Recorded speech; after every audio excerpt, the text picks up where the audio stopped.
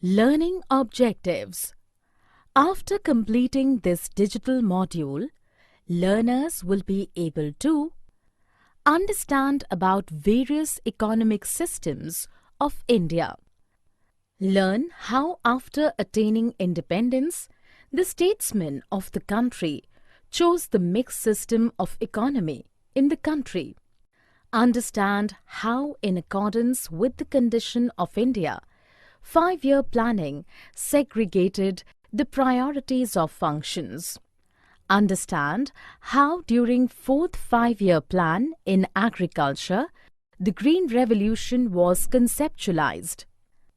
Understand how self-reliance was achieved through the increase of crops yielding in agriculture through the aid of Green Revolution.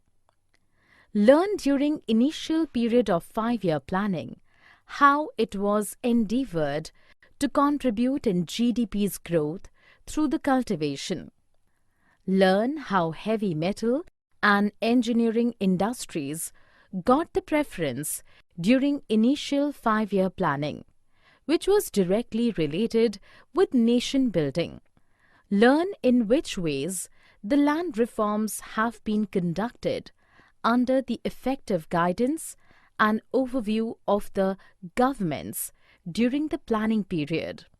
Learn how through various industrial policy resolutions the interests of domestic players were assured from the severity of global competition.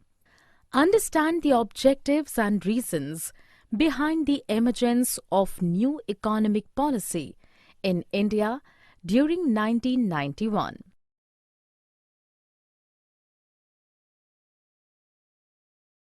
Economic systems and planning. Diversified economic systems. The scarce resources having distributed within an economy determines various economic systems. Basically, in the market-driven economy, the business factors become very competitive, and thus the social and human needs of the poor people are neglected. Secondly, in the command economy, while the government owning the means of resources lacks to maintain the supply and demand cycle in their natural way. Mixed economy, Indian model. But in mixed economy, the government tries to mitigate the social and economic need for the poor. On the other hand, the private ownership and the innovation for the economic development is also considered to be encouraged in the same pace. The coexistence of large public sector with big private sector has transformed the economy into a mixed one. The industrial policies of 1948 and 1956 formulated by the Indian government have made the provision of such coexistence.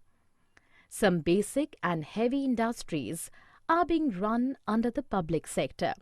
However, with the liberalization of Indian economy, the scope of private sector has further enhanced. Need of the Hour Planning Commission. The Planning Commission was set up on 15th March 1950. Primitively, it was formulated to design policy direction, to influence the resource allocation from budget and to oversee the performance on a standard framework for comparative assessment of all the states from time to time.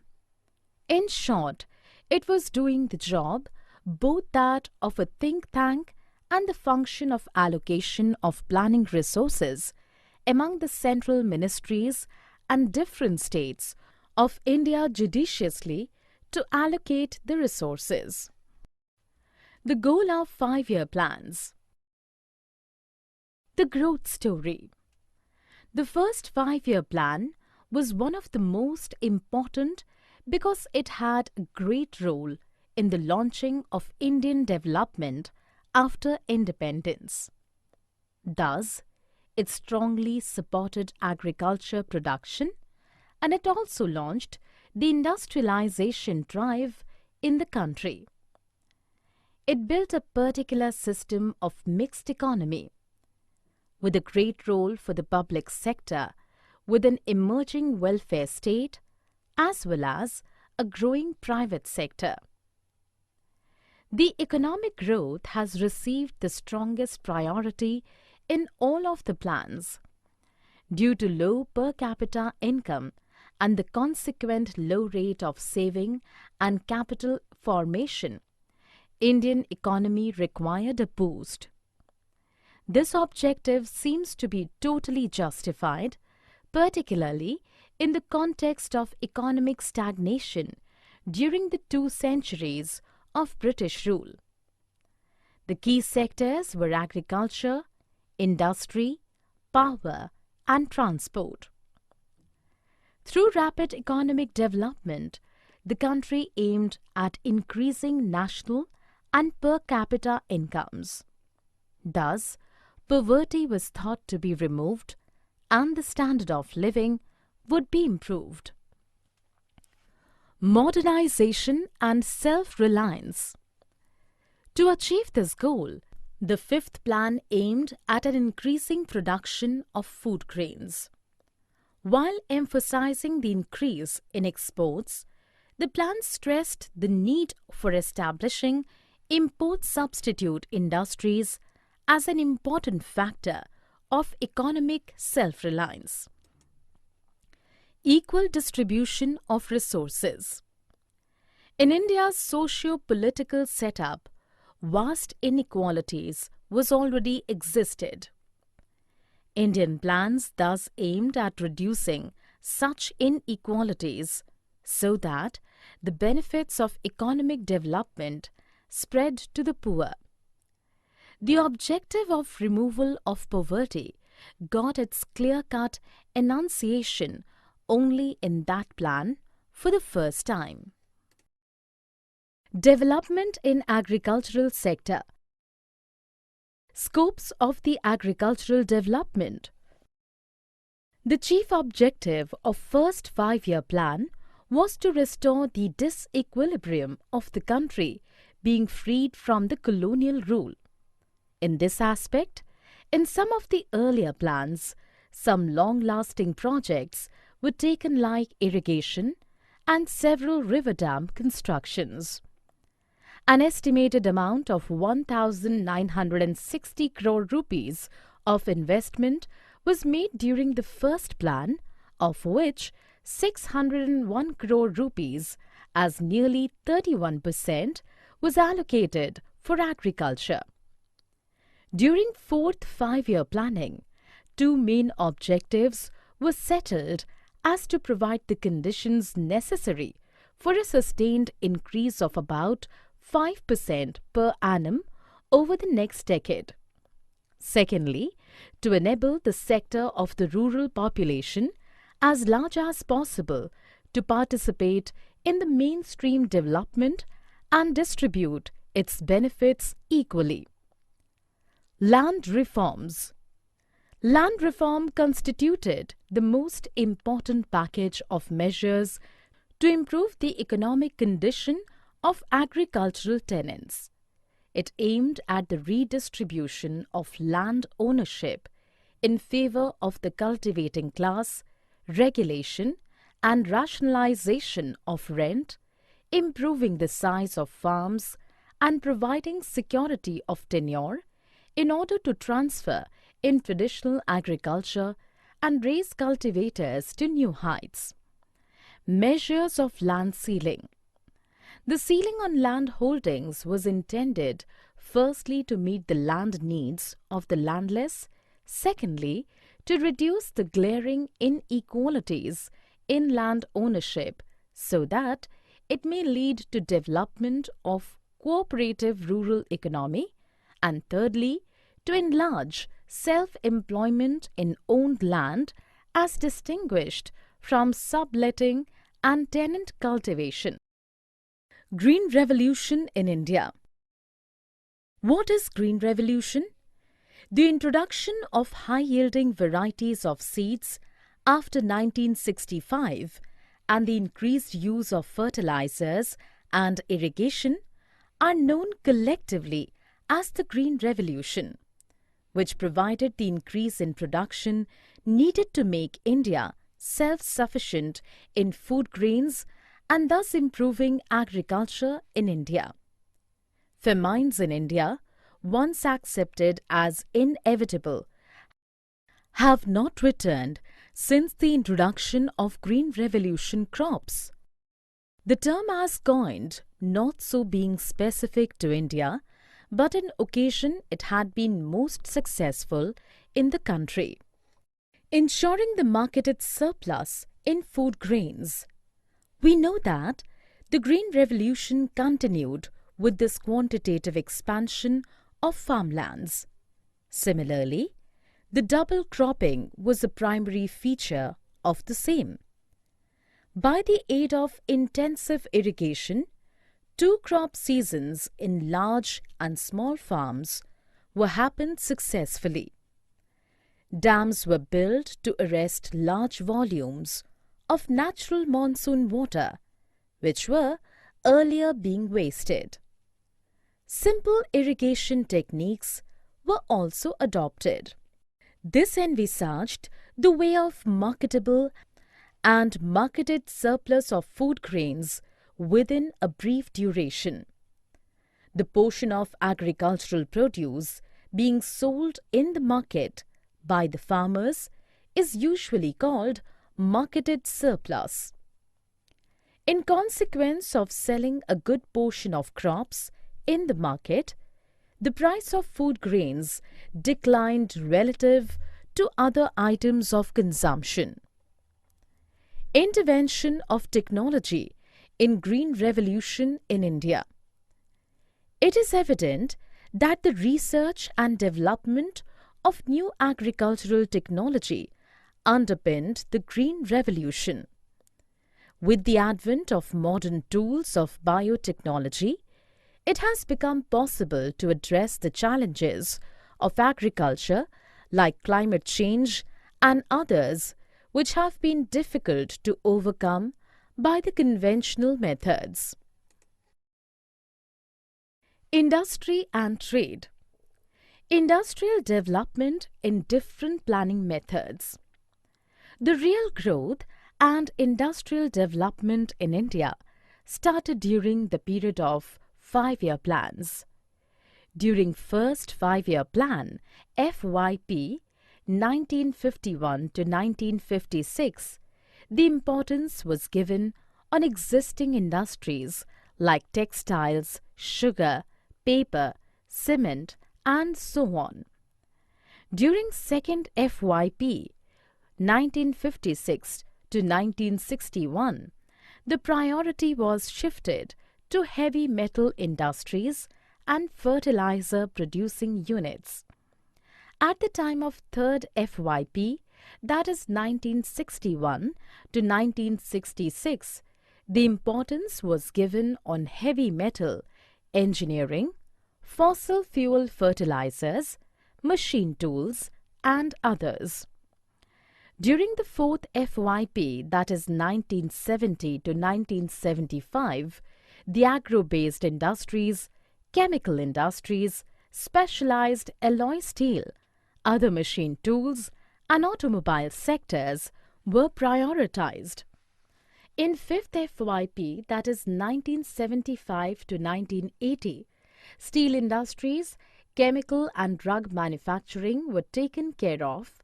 In sixth and seventh FYP, that is 1980 to 1990, railway wagons, automobile, electric equipment, chemical and cement were prioritized. The appropriate backup of training was set up. Service sector, banking and insurance. It has been important to realize that the constraints in the industrial and agricultural sectors and the natural advantage of India in service sector had led to services-led growth of the economy. While the limitations in the other two sectors need to be removed, as is being attempted now, there is no need to expect the hare to sleep for the tortoise to overtake it. Public and private sector's contribution. Industrial Policy Resolution, that is IPRs. The 1956 IPR policy continued to constitute the basic economic policy for a long time.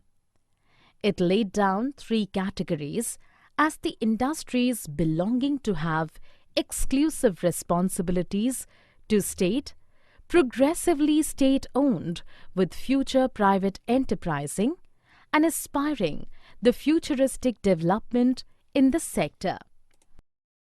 Trade policy and import substitution industrialization. What is import substitution industrialization?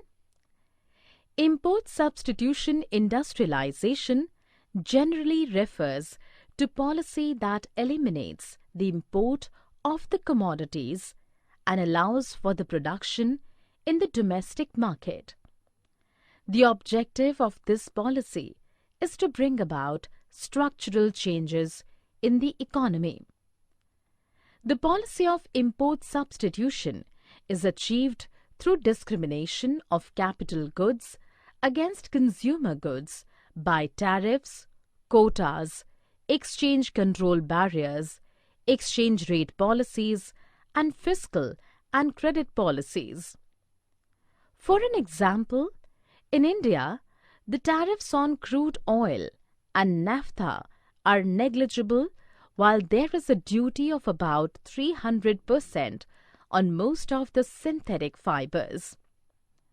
The duty on basic intermediates for producing these products varying between 100% to 200%. Furthermore, the imports of synthetic fabrics is totally banned. The imports of most of the petrochemical intermediate were restricted until now. However, the recent policy in India has relaxed the restrictions in some cases. The License Raj in India. This refers to the period between 1947 and 1990, when the economy was centrally planned. Apparently, it needed approval from 80 agencies before a license to produce something could be obtained. A strict regime of regulation and governmental control on production and its various modes was prevalent during this time. Emergence of new economic policy in 1991. The thrust of the new economic policy has been towards creating a more competitive environment in the economy as a means to improving the productivity and efficiency of the system. This was to be achieved by removing the barriers to entry and the restrictions on the growth of firms. Summary. Let us summarize what we have learned. Among various economic systems, India had chosen the mixed economy, where private and public sector enterprises were categorized side by side. Through 5-year planning period, we have seen two types of planning, as basic plans and long-term perspective plans. Through the invention of high-yielding varieties of seeds, green revolution paced in the sector of agriculture in the country. By the aid of green revolution, the country got the phase of self-reliance on the production of food grains. The heavy metal industries, mining aiding engineering industries, and chemical products changed the scenario of industrial domain of the country during planning period. Through land reforms and the measures of land ceilings, government took the necessary steps to revive the conditions of small-scale farmers and agricultural landless laborers. Through various industrial policy resolutions, governments overviewed the import and export policies of the country, in accordance with the developing domestic players inside the country.